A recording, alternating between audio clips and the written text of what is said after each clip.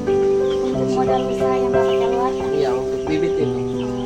Jadi kalau untuk kandang kan ada dua, untuk modal kandang dan modal bibit. Jadi kalau untuk kandang, kalau kita kalkulasi kotornya itu sekitar 4 jutaan ya, karena kayunya dibeli, bulunya dibeli, seng-sengnya, paku, bayar ongkos, jadi seperti itu.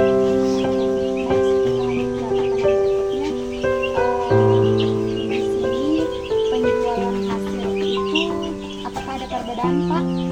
Total pendapatan dan penjualan hasil pendapatan apakah ada perbedaan total pendapatan dan keuntungan penjualan telur ayam Pak? Jadi kalau total pendapatannya itu kalau kita lihat kayaknya tidak maksimal ya. Kenapa demikian? Karena kalau kita lihat bibit, kalau dia untuk bertelur ini sekitar 4 bulan dia sudah bertelur. Karena kalau dihitung setiap awalnya dia bertelur itu dalam 1 minggu itu belum efektif. Kadang telurnya besar, kadang kecil.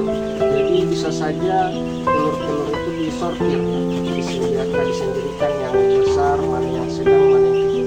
Sehingga itu harganya daripada telur itu setiap satu batu itu yang kecil 55, yang sedang 58, sampai yang besar itu 60 ribu, bahkan 65 ribu sekian. Jadi seperti itu. Oh, berarti untuk total semuanya itu berbeda-beda ya Pak? Iya, berbeda-beda untuk harga telurnya.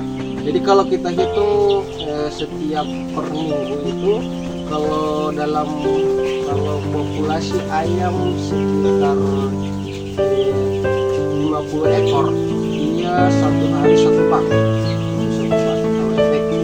Jadi kalau 500 itu hitung saja. Kalau 500 kali berarti sekitar 10 bak ya, 10 bak setiap hari. Jadi seperti itu.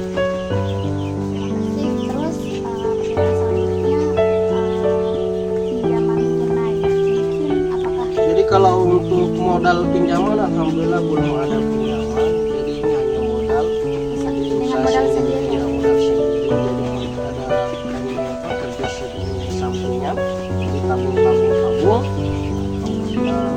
bisa mendapatkan usaha seperti itu. Berarti hanya menggunakan modal. Iya, alhamdulillah dengan modal sendiri seperti itu.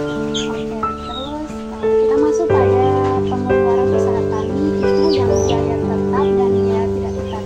Jadi untuk biaya tetap Pak, di sini apakah berapa untuk biaya pembayaran pajak terhadap usaha peternakan Oke, ini Pak? jadi kalau untuk pembayaran pajak daripada usaha tersebut, kalau kita lihat siklus usahanya kayaknya belum terlalu besar. Kenapa demikian?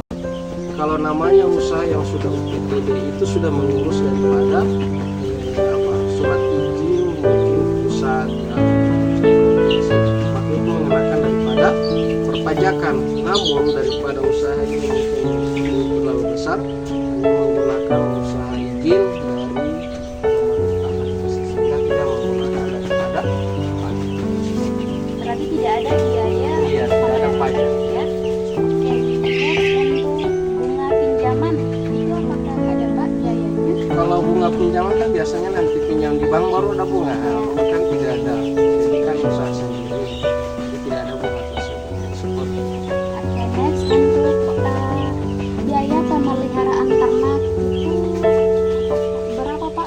Oke, kalau untuk pemeliharaan ternak dari segi kesehatan ya, vaksin, mungkin daripada ongkosnya pakan. Jadi kalau kita lihat segi vaksin, alhamdulillah baru kemarin divaksin